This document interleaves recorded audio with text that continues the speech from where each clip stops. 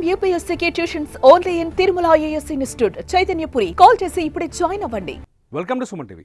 పాకిస్తాన్లో రైలు హైజాక్ వెనుకున్న అసలు కథ ఏంటి? ఒకసారి ఆలోచిస్తే చాలా తీవ్రమైన విషాద గాథలు వినిపిస్తాయి. నిజానికి ఎక్కడైతే అణచివేత ఎక్కువగా మారుతుందో అక్కడ వ్యతిరేక ఉద్యమం విప్లవం మొదలవుతుంది. అటువంటి విప్లవమే Balochistan liberation army. Balochistan liberation army ఇప్పటిది కాదు, 1948 నుంచే ఈ ఆర్మీ బలూచిస్తాన్ విముక్తి కోసం పోరాటం చేస్తోంది. బలూచిస్తాన్ని పాకిస్తాన్ అక్రమంగా ఆక్రమించిందని, బలూచిస్తాన్లో ఉన్న వనరులను దోచుకుంటోందని, ఆ వనరులని సంరక్షించుకోవాలి అంటే బలూచిస్తాన్ని ప్రత్యేక దేశంగా ఏర్పాటు చేయాలనేది ఈ ఉద్యమం వెనుక ఉన్న అసలు కారణం. అంతేకాదు ఈ బలూచిస్తాన్ ఉద్యమానికి భారత్ మద్దతిస్తుందనే ఆరోపణలు చేస్తుంది పాకిస్తాన్ మొదటి నుంచి. నిజానికి బలూచిస్తాన్ ఇరాన్ ఆఫ్ఘనిస్తాన్ బార్డర్లో ఉంటుంది. అక్కడ బంగారం, లిథియం, అట్లాగే చమురు, గ్యాస్ నిల్వలు ఉన్నాయి. ఈ బంగారం, లిథియం, గ్యాస్ నిల్వలపైన చైనా కన్నేసింది. ఆ బంగారం, లిథియం, ఆ నిల్వల్ని, భూగర్భ నిల్వల్ని దోచుకోవడానికి చైనా ఓ పెద్ద కారిడార్ని నిర్మిస్తోంది. ఈ కారిడార్ నేపథ్యంలోనే బలూచిస్తాన్లో ఈ ఉద్యమం మొదలైంది. నిన్న బలూచిస్తాన్లోని క్వెట్టా నుంచి మొదలైన ప్రారంభమైన ట్రైన్ ఒక 17 సొరంగాలు దాటుకొని పెషావర్కు చేరుకోవాలి. ఈ రైల్లో దాదాపు 400 మంది ప్రయాణికులు ఉన్నారు. ఈ 400 మంది ప్రయాణికుల్లో ఒక 240 మంది వరకు బలూచిస్తాన్ ప్రాంతానికి చెందిన వాళ్ళు, ఆ ప్రావిన్స్కి చెందిన వాళ్ళు ఉన్నారు. ఒక 182 మందిని వాటి బలూచిస్తాన్ ఏతర అంటే వాళ్ళు ఆర్మీ ఉన్నారు, అందులో పారామిలిటరీ వాళ్ళు ఉన్నారు, ప్రభుత్వ ఉద్యోగులు ఉన్నారు. వీళ్ళని ఈ 182 మందిని ఏదైతే బలూచిస్తాన్ లిబరేషన్ ఆర్మీ వాళ్ళని బందీలుగా పట్టుకుంది. మిగతా 102 మందిని భద్రతా సిబ్బంది విడిపించినట్టుగా మనకిప్పుడు సమాచారం అందుతోంది. ముఖ్యంగా ఈ బలూచిస్తాన్లో ఇంత పెద్ద ఘోరం జరగడానికి మొదటి కారణం ఏంటి అని ఒకసారి చూస్తే ప్రస్తుతానికి కనిపిస్తున్న అతిపెద్ద కారణం చైనా నిర్మిస్తున్న ఏదైతే కారిడార్ ఉందో, చైనా ఆ కారిడార్ నిర్మాణానికి వ్యతిరేకంగా ప్రస్తుతం అక్కడ తీవ్రమైన యుద్ధం కొనసాగుతుంది. పాకిస్తాన్లో అతిపెద్ద ప్రావిన్సుల్లో అతి తక్కువ అంటే అతిపెద్ద వైశాల్యం ఎక్కువ కలిగిన అతిపెద్ద ప్రావిన్సుల్లో అతి తక్కువ జనాభా కలిగి ఉన్న ప్రాంతం బలూచిస్తాన్. ఇక్కడ అనేక వనరులకు నిలయంగా ఉంది బలూచిస్తాన్.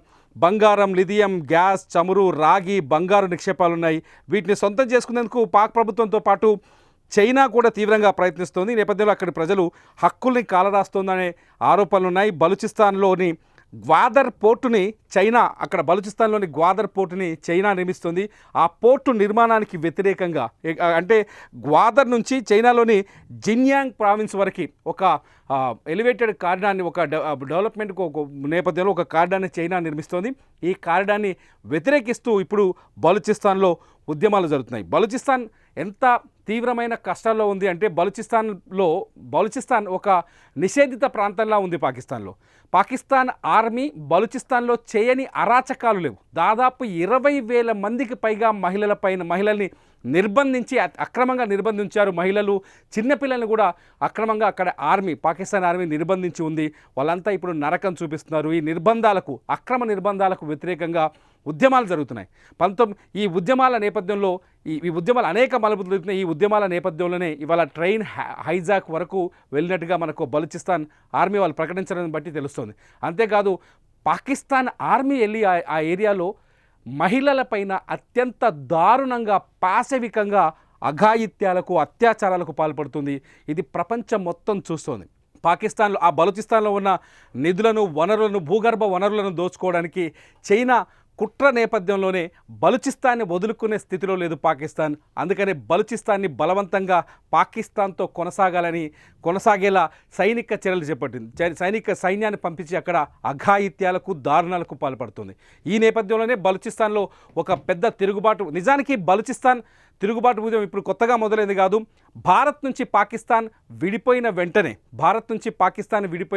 1948లోనే పాకిస్తాన్ మాకొద్దు, ఈ స్వార్థపూరిత రాజ్యంలో మేము కలిసి ఉండలేమంటూ బలూచిస్తాన్ ప్రజలు నినదించారు. అంతేకాదు భారత్లో కలిసేందుకు వాళ్ళు అప్పట్లో ఆసక్తి చూపించారు. ఈ నేపథ్యంలో భారత్ బలూచిస్తాన్లోని ఉగ్రవాద కార్యకలాపాలకు, తిరుగుబాటు చర్యలకు భారత్ సహాయం చేస్తోందనే ఆరోపణలు పాకిస్తాన్ చేస్తూ వస్తుంది. నిజానికి భారత్తో సంబంధం లేకుండా అక్కడి అణచివేతకు గురవుతున్న బలూచిస్తాన్ ప్రజలే ఇవాళ ఆర్మీగా తిరుగుబాటు ఉద్యమాలు చేస్తున్నారు.